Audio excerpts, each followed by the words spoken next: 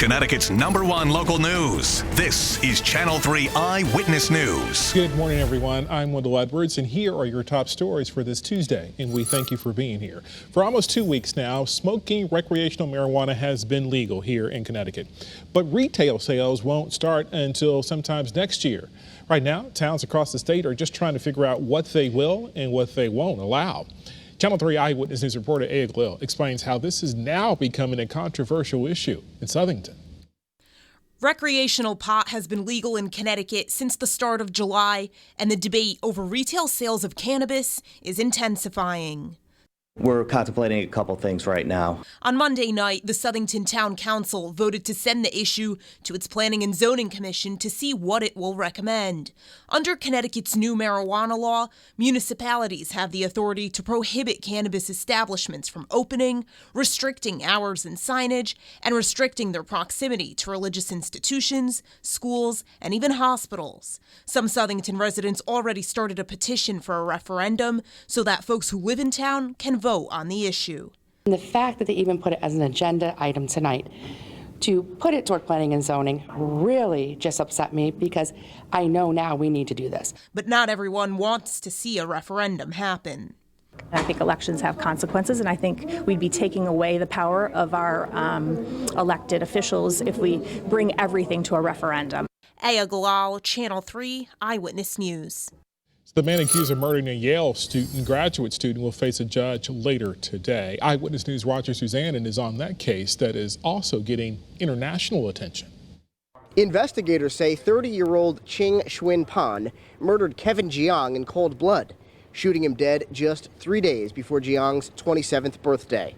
Investigators say Pan tried to run after the crime, but U.S. Marshals tracked him down about 3 months after the murder, allegedly living under a false name in Montgomery, Alabama. Now back in Connecticut, he's trying to regain at least temporary freedom by arguing for lower bail. Right now, it's set at $20 million. His attorney wants to reduce that figure to about $1 million. Prosecutors have still not outlined a possible motive, but we do know the two men had at least one connection. Jiang was a Yale graduate student who had recently gotten engaged, and we know that Jiang's fiancée and Pan knew each other while both attended MIT, but she insists they were just friends. Roger Suzanne, Channel 3 Eyewitness News. Developing this morning, a man is facing charges after a deadly shooting in Waterbury over the weekend. Police arrested 45-year-old Kyshon Jackson, the man on your screen right now, after they say he shot and killed 24-year-old Devontae Echols on Thursday. This happened on Bronson Street. Officers say Echols died shortly after he was taken to a local hospital. Jackson is now in jail on a $3 million bond. Eyewitness News is your vaccine authority. Federal health officials are warning of an extremely rare side effect from the Johnson & Johnson COVID-19 vaccine. The CDC has now received preliminary reports about 100 cases of people who developed Guillain-Barré syndrome. That's after they got the shot. The syndrome influences the immune system to attack your body's nerves. The FDA says the benefits, though, for taking vaccines still outweigh the potential risks. In Texas, Democratic lawmakers are heading out of that state and to Washington, D.C. They took 2 private jets yesterday to Virginia in order to stop a new voting bill in the Lone Star State. So Democrats know that by leaving Texas, the state will not have the minimum number of members required to vote on an election bill. So last time this happened was back in 2003 when Democrats left Texas and flew to Oklahoma and New Mexico, protesting Texas's redistricting. All right, hi everybody, 7:04. Not a lot of rain out there at this hour, and we're not expecting a lot of rain during the day today. It'll be mostly cloudy, and temperatures will be cooler than average, but you can see here from our Channel 3 early warning dual pole radar, we have a little bit of rain up in northeast Connecticut that moved out into Massachusetts, that crossed the state earlier this morning, and now it's gone. Mostly overcast conditions in Old Saybrook. Good morning to you. Got some nice boats there. Mostly overcast conditions in Hartford with a temperature of 67, and mostly overcast conditions in New Haven. So all across the state, even a little bit of fog there in New Haven where we do have some reduced visibility.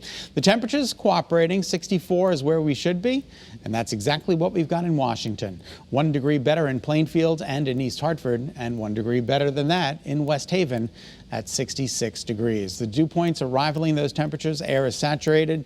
You can see here some more numbers for you. Very tight temperature gradient this morning between 63 and 69 degrees, and those dew points are right up there, 66, 67 along the shoreline, so it's a bit humid out there this morning. Humidity sticks with us through the week. Muggy, if not downright oppressive during parts of the next several days. So that's not going away, nor is that chance for rain, with the exception of today. Tomorrow, we're expecting showers and thunderstorms. Then we're going to get a bit of a break Thursday and Friday. And then Saturday and Sunday, we feature more scattered showers and thunderstorms.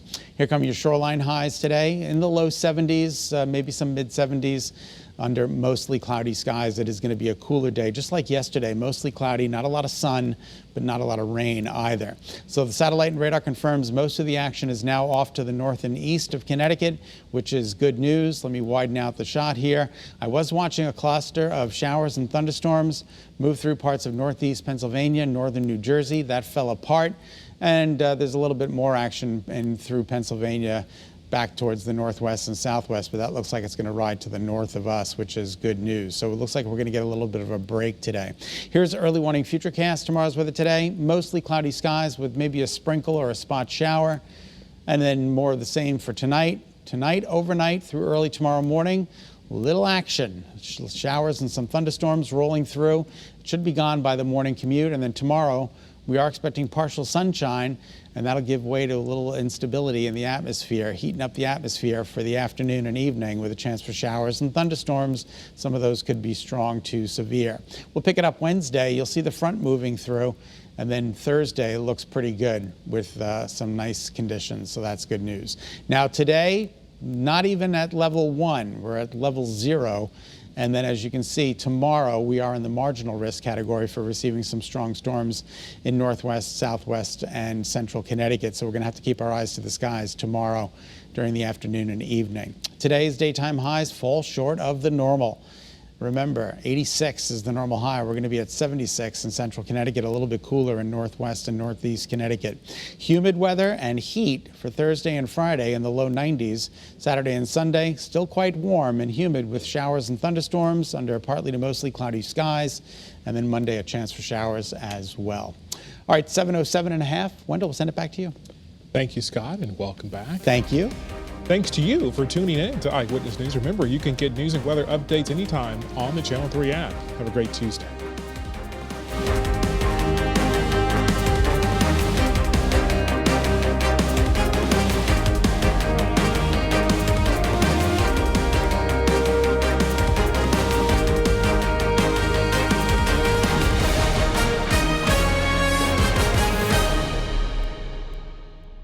Thanks for watching Channel 3 Eyewitness News. Watch us live wherever you are on our mobile, on our streaming news app. And you can also watch us on Roku, Apple TV, and Fire TV.